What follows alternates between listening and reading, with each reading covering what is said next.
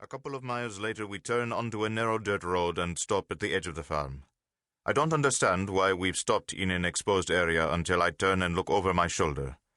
A young man, not much older than I, is chained to the stump of a tall cypress tree, its branches sheared off by shrapnel. Behind the stump is a crater, the work of a Scud missile. While a plane hums overhead, invisible and out of anti-aircraft range, bursts of machine gun fire crackle across the farm. An artillery round explodes in a huge plume of smoke and dust about 30 yards away from the man. He looks anxiously across the open plain and somberly moves his lips. Standing up in the back of the truck to look closer, we see the man turn his head toward us.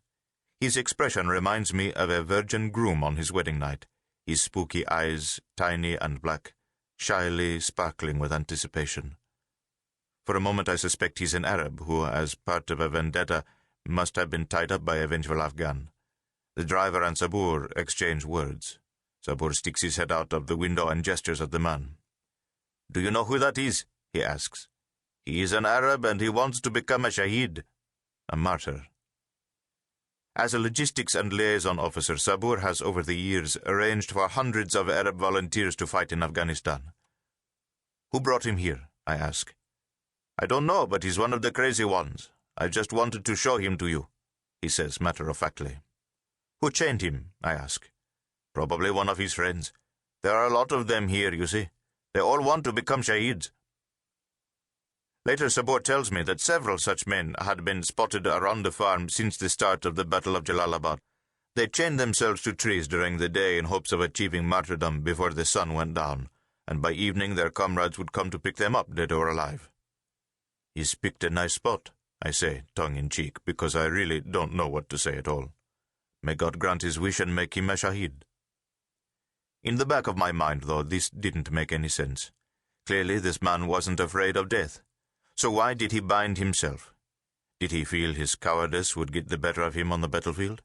Was he fearful of being denied the promise of eternal life in the cool shade of palm and apple trees and the company of black-eyed damsels? Why did he travel such a great distance to Afghanistan? Not to fight, but to tie himself to a tree? I hear the unmistakable whistle of an incoming mortar round. The driver hits the gas.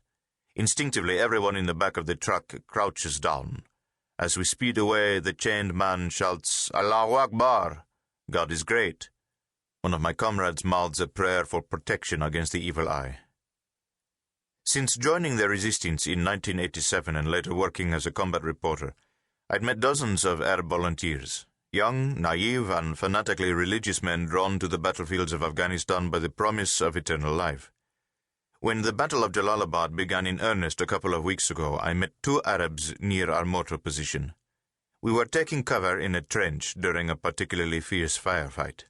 The Arab men were jittery, and from the way they held their rifles it was clear they had never been in a battle before.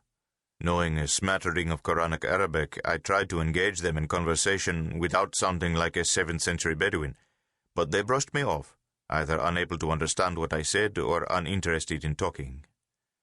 They muttered something to each other and leapt out of the ditch, shouting, "Allahu Akbar," as they raced across the open plain that separated us from the enemy positions, firing at targets that were far out of range. What were they doing? The enemy encampments were a mile up in the hills. Someone shouted at them in Arabic to come back, but they kept on running. I wondered then if they were acting out fantasies of becoming martyrs like the legendary early Muslim warriors who would fearlessly lunge at the infidels with their drawn swords, leaving their lives in the hands of God. Yet many would-be shaheeds failed to realize the Prophet was a shrewd man. He urged his followers to tie the knee of the camel and then rely on God. What these men were doing was pure folly. As I peered up from the edge of the trench, I heard gunshots and watched both men fall. Drawing heavy fire, we had to abandon our position and their fallen bodies. When I look back on the war and how it came to put Afghanistan at the center of Islamic terrorism, I think about that chained man and thousands of men just like him who martyred themselves for God. Young and overzealous, these Arabs were war tourists who had bought their way into our country, and most Afghans resented their presence. While we called our struggle a jihad, a holy war, we were fighting first and foremost to liberate our country. The Arabs who saw us